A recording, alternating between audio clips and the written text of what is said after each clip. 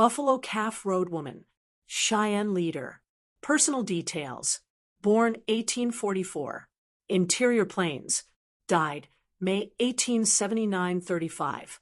Miles City, Montana, U.S. Cause of death diphtheria or malaria.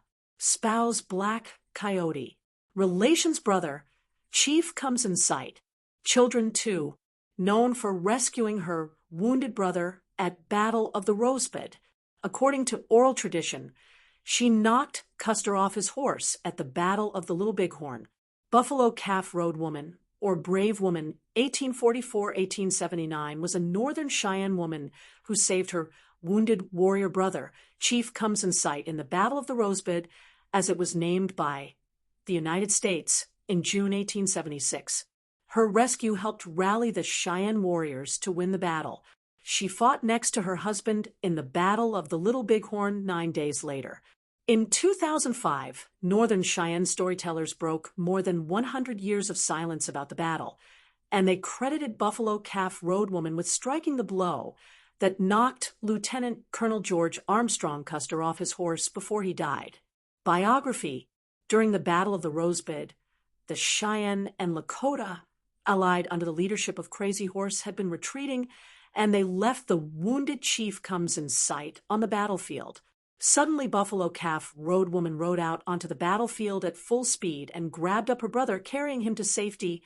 3. Her courageous rescue caused the Cheyenne to rally, and they defeated General George Crook and his forces. In honor of Buffalo Calf Road Woman, the Cheyenne called the Battle of Rosebud the fight where the girl saved her brother. Buffalo Calf Road Woman is documented as also having fought at the Battle of Little Bighorn. There she fought alongside her husband Black Coyote. In June 2005, the Northern Cheyenne broke their more than 100 years of silence about the battle. In a public recounting of Cheyenne oral history of the battle, tribal storytellers spoke of how it was Buffalo Calf Road Woman who had struck the blow that knocked Custer off his horse before he died in the Battle of the Little Bighorn. 5. In 2017, Wallace Bercham, Director of Tribal Services for the Northern Cheyenne, noted that Buffalo Calf Road Woman was an excellent markswoman, but it was a club-like object she used and not a gun to knock General Custer off his horse. After surrendering to the U.S., Buffalo Calf Road Woman, her husband Black Coyote, and their 2 children were relocated with most of the Northern Cheyennes to the Southern Cheyenne Reservation in Indian Territory, present-day Oklahoma. In September 1878, she and her family were part of the Northern Cheyenne Exodus, a breakout from the Oklahoma Reservation to their home in Montana. Along the way, her husband shot and killed a Cheyenne chief named Black Crane, and their family, totaling 8 people, was banished from Little Wolf's band of Cheyennes.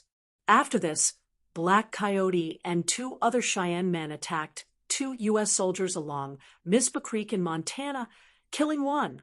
Soldiers came from Fort Keogh and hunted the family down, capturing them 5 days later on April 10, 1879. This event became known as the Mizpah Creek Incidents. The small group was taken to Miles City, Montana, where the 3 men, including Black Coyote, were tried for murder and scheduled to be executed on June 8, 1879.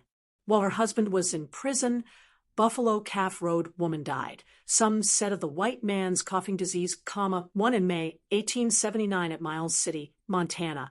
When Black Coyote learned of this, he hanged himself in prison. She was also known as Buffalo Calf Trail Woman.